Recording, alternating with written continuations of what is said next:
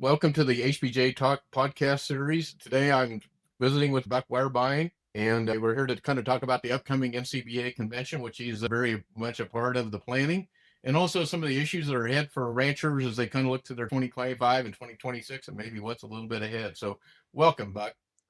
Thank you, Dave. Okay, well, we'll start with maybe some questions here. Where did your journey to the cattle industry begin? Born on a small farm in eastern Nebraska. My grandfather from Germany was a dairy farmer, and my other grandfather was a cattle feeder, and we fed cattle. And so been around the bovine my entire life. And my wife and I moved our family to Texas in 1979, went to work at a big feedlot down there and grew up in the commercial cattle feeding business down there. We lived down there 20 years and then came back home to eastern Nebraska in 1999 and been at Champion Feeders Mead Cattle Company here in Mead, Nebraska for that 7 years, whatever that is now. So 20 years in Texas and 27 years back. We like to say we have dual citizenship in Texas and Nebraska. Maybe briefly, like what is the difference between the two states as far as you can see? A lot more smaller, what we call farmer feeders up here, and a lot more big commercial yards down there, yards 50,000 or more, and still a lot of smaller feed yards up here. Yeah, very good. Very good. Kind of inspired you to become a leader in the industry? I mean, you have plenty on your plate anyway, but what made you kind of be kind of inspired to do what you are doing now? When we were living in Texas, got involved with Texas cattle feeders and was invited to attend the Young Cattlemen's Conference down there as the Texas cattle feeders. And that kind of got me into the association volunteer work and had some really good mentors like Richard McDonald. And I got really interested. I think my grandfather was the cattle feeder, eldered our church and things like that. And I think I got the desire and willingness to serve from him. I got that gene from him maybe. And so I love this business and wanted to give back to it. So was involved down there. When we came back, I got involved with Nebraska Cattlemen and then the Nebraska Beef Council on the checkoff side and was immersed in that for 8 years. And then moved over and got into policy with NCBA and ended up getting in the officer chain. And here I am. But it's been a gratifying run volunteering and serving this great business that I just love. Yeah. Probably a follow-up question would be, is that's probably one thing you encourage younger producers. We're all young, of course, but do you probably encourage them to, even if they're small, to be active and do those things? It makes a difference. Absolutely. Of course, I believe in associations, whether it's the state affiliates or NCBA, that we need representation in government and especially in Washington. And a lot of things have come out of Washington that they thought were good things, to help people and ended up being catastrophic. And so we need representation there. We need somebody watching over things. The thing about the cattle business is you're out here working in it and you got your head down and you can't pay attention to all that stuff too. And so having somebody there on the job all the time looking out for our interests is, I think, critically important.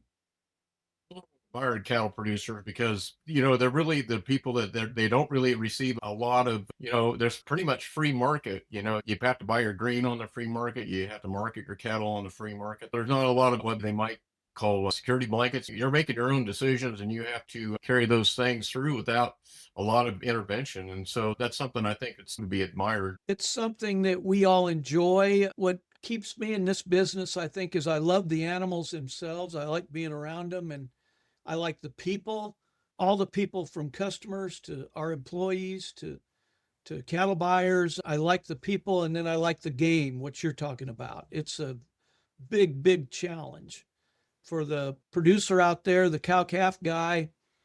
He's got a lot of fixed costs that he can't change, and he lives and dies with the cattle market. We're enjoying unbelievably good markets right now, which the cow-calf sector really needed, and I'm grateful for that. And you take margin players like us, we buy cattle, sell cattle, and then go buy them again. So we're making a lot of money on what we're selling, and then we're giving most of it back when we replace them. But it's an interesting time. I don't know anybody that ever dreamed we'd have prices like this. And the quality that we've got in our product that our producers have managed to do over the years and improve is just nothing short of stunning. You're getting ready for the convention. When you took the mantle not so long ago and how it's changed so much in the past year, what is your kind of your reflection of your years as the president? It's funny, the fall before I became president in San Antonio last February, I was thinking the market looked good, and I thought, man, this might be kind of a boring year. And I'm a boring guy. I'm okay with boring. And then Screwworm fell out of the sky, literally. And so that got our attention. And then we have the election, and President Trump is elected. And we came out with a farm bill that was one of the best farm bills we've ever had for the cattle business. And we're well pleased with that. And then before you know it, they get like 85 to 95% of that codified in the big, beautiful bill. And that was one of the big aims we had and goals for the year, was getting those things done and a farm bill done. Don't have the farm bill, but we got all those things that we wanted done in it. And those things can't be undone without Congress doing it. So that was a huge win. And we know that the screwworm is making its way north, and we're going to have to deal with that, but we are, and we know how to deal with it. And Secretary Rollins has done a good job of getting money to get another facility in place in South Texas and so forth. So USDA's worked well for us, and a lot of wins in that first half of the year. And now we've had some challenges with President Trump wanting to lower beef prices, which has hurt us, but our market's really resilient and is coming back. And we recognize that the reason our market is high is because people like our product and want to buy it. There's other choices out there, and they continue to buy our product at these prices. And so we're very, very proud of that. And a lot of work by the checkoff and things over the years, and better genetics, better animal husbandry, and technology that we have all contributed to this high quality product that we're producing. There's a lot. It was not all that long ago. They said, well, people will never pay that.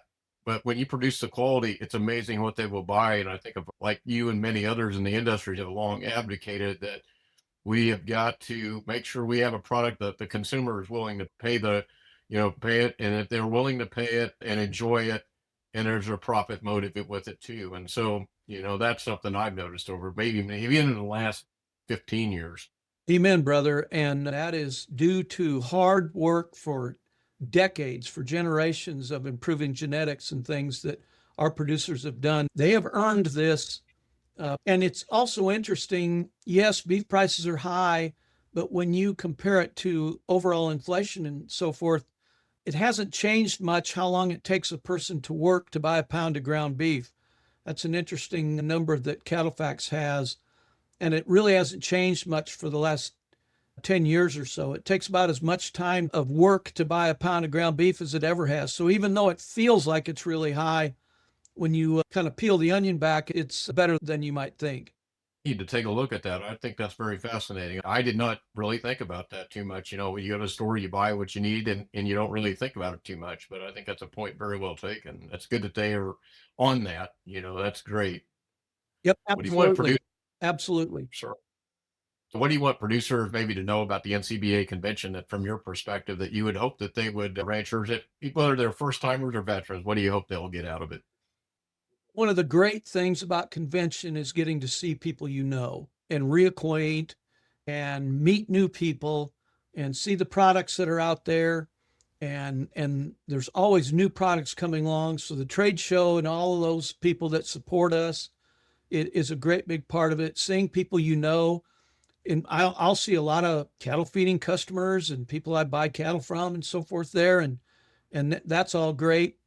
And seeing how this organization works, we are truly a grassroots organization. I like to say that we all talk about the world being run by those who show up, and we also know that with a lot of organizations, that's really not who runs it, the people that show up. It's people behind the scenes, and then the people that show up just kind of rubber stamp it. That is not the case with NCBA. Our policy starts at county affiliates and state affiliates and works its way up through the system and is codified through the summer meetings to become policy in our policy book. And let me tell you, we don't do anything. Our staff or leadership does nothing that's not in our policy book. And so you can be confident that it's truly grassroots. And on the checkoff side, it is too. It's all producers that decide how the checkoff money gets spent. So it's well represented, and people that volunteer to do this do a really good job, and they're serious about it. So reacquainting with people and meeting new people and seeing products that are out there and how this organization works is well worth the time. And this year, first time, if you're registered, you get to go to Cattlemen's College, and that's a lot of good learning that goes on there. Things I think it's I found fascinating myself just in following your organization as a comparison to maybe other organizations. You have them at all levels. We're both old enough to remember that you couldn't get cow calf guys or feeders or and all those guys in the same room. And the NCBA has done really a nice job, I think, of including all the sectors, recognizing there's always going to be differences in opinions on how to run each business, but the common goal is to make sure everybody is profitable and can continue to succeed and sustain the industry. That's well said, David. And there's always somebody that's feeling like maybe they got left out, maybe they didn't have enough say, and so forth. But overall, the entire business is well represented, and everybody's out for the same thing: great beef demand and great prices. And so we're all pointing in the same direction, even as cattle people famously don't always agree. Occasionally, it feels like if we don't have somebody else to fight with, we'll fight among ourselves. But truly, it's overall pretty unified.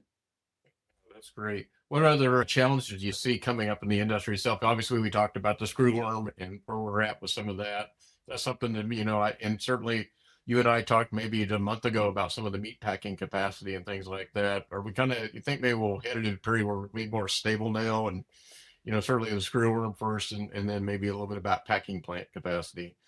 Yeah, screwworm, like I said, we know what to do. We know how to eradicate it. It's going to take money.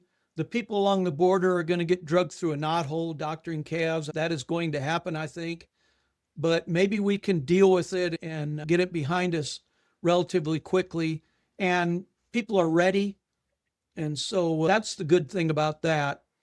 I would say that there's a lot of good things with this administration, like on environmental things and Endangered Species Act, but the wolves and black vulture and things like that that are really hard on a lot of people, we got to continue to work and encourage and help the agencies in the federal government to deal with those things. Because golly Moses, you have a wolf kill now, you lose one today with what these cattle are worth, you want to have a funeral. And so that will continue till the Lord comes back, I'm sure, but we need to continue to make inroads, which of course with this administration is much better than what we've had in the past. President Trump has been able to undo a lot of bad things done by the previous administration, and we're grateful for that. Packing plant capacity, I think, does it look like we're stabilizing? You feel pretty good about where we're at now?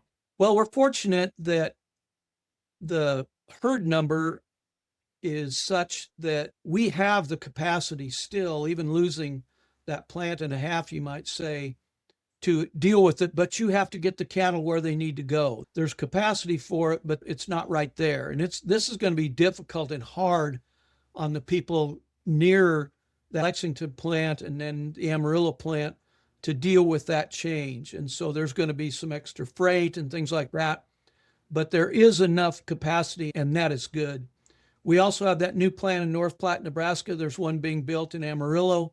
American Foods has a new plant in Missouri. And so those things are going to help also when they're online and going at capacity to offset that. So the plant in Amarillo is going to take away a shift, which of course you can put that back on quicker than you can reopen a plant. And so it's going to be disruptive, and it's going to really be hard on the people close to those plants. But as I said, the good news is it's not like now we're under capacity in the plant. We have enough capacity to process all the cattle. This is not like COVID when we couldn't get them all processed. Right now, the herds are out 28 million, I guess, or whatever the numbers, whichever number sector you want to use. But when do you kind of realistically see an expansion of the herd that everybody could kind of wrap their arms around? It's more maybe in a philosophical, but I know it takes several years, to get those. Once you have the mamas and deliver those calves, it's still several years out. So you think it'll be a while yet? Yes, I do. We came back really quick back in 2015, but interest was low, cattle weren't this high, and there was the impetus to keep cattle back, which there is now, but my goodness sake, what they bring, it's hard to not take them to town. And the interest rate makes it more difficult with cattle this high. There's a lot of interest per head. And so I think it's going to take time. Obviously, the Western states, the true ranching country, what if you have a ranch, you have grass, that's what you have to sell. And so they will rebuild as soon as they can. There's other parts of the country, and we're blessed with being able to raise cattle. The bovine can make a living everywhere. And I'm afraid that there could be some people in the Southeast and so forth that don't come back, small herds and things like that. So this could be interesting. I do think it's going to be a longer drawn out affair. But remember, we've got a 43, 45, whatever it is, low on head count, but our beef production is only down 2.5%. So we don't have to get the number back up to what it used to be to have the same amount of beef production. So that will cut down a little bit on the time it takes. Any advice for ranchers? My next to last question, but any advice you have for the ranchers out there, probably as they kind of go through their budget sheets and as they look to 2026, maybe 2027 even, you probably do yourself over a several multi-year process, but what's your kind of a general advice for no matter what part of the sector they're in? The first advice I would give, enjoy this. I mean, it's fun to get good prices. Enjoy it. Don't let yourself get so pessimistic and scared of the future that you don't enjoy it. And obviously, everybody knows if you can pay down debt, that's a good thing, and improve your production processes and things like that. That's a great thing. But then be prepared, because nothing lasts forever, and this won't either. And we all know it. If you've had very many wet saddle blankets on you, then you know that this won't last forever, and be prepared for that. But at least getting healed up financially puts you in a good position to do that. Well, this is my last question, and I'll go for what is your favorite recipe with beef? I eat my 12 servings of beef a week, just force myself. And I suppose my favorite is a New York strip, medium rare, with French fries, and a close second to that is, I think our best tasting steak is a sirloin, actually. And now that I'm getting a little long in the tooth, I can't eat a 14-ounce steak anymore. So I might eat a 6-ounce sirloin, and that's pretty darn good too. Yeah, we did actually get some good news from, the dietary guidelines where they really, instead of trying to maybe hit on beef a little bit, they've actually encouraged people to look at protein in their diet. Hopefully that'll be some good news out there That was a long huge term. win for us. We are so pleased at that, and so pleased to see what Robert F. Kennedy Jr. has done in this role, which, I'll be honest with you, I was a little scared by that announcement. And then he cooks his fries, turkey, and beef tallow, and I thought, wow, I'm starting to like this guy. Yeah. And then he puts out a deal, saying jerky, 2 ingredients, salt and beef. He said, we need to eat more beef jerky. So, I mean, he's a good friend to us, and I'm very grateful for that. Yes, me too. All righty. Any other comments from you, Buck? I took care of my questions, but anyway, anything else from you? Well, I really appreciate you being on here, and anybody listening, seriously consider going to Nashville and see how this organization works and runs, and how it truly is transparent. You can come and watch and see how this work gets done, and see the people that's doing it that are just like you, and you can be proud of this organization and support it. We need as many members as we can get, of course. We've got over 25,000, but what are there, 700,000 or whatever producers? So we could use lots more members, and would like you that are watching it to think about that. Well, thank you, Buck. We appreciate all you've done in the leadership of the beef industry and wish you the very best at your convention and safe travels. And thank you for all you do. Well, thank you, and I appreciate those kind words. I've been blessed more than anyone else, and been happy to be trusted to do it. You bet. All righty. Well, thanks, everybody. Take care. Thank you.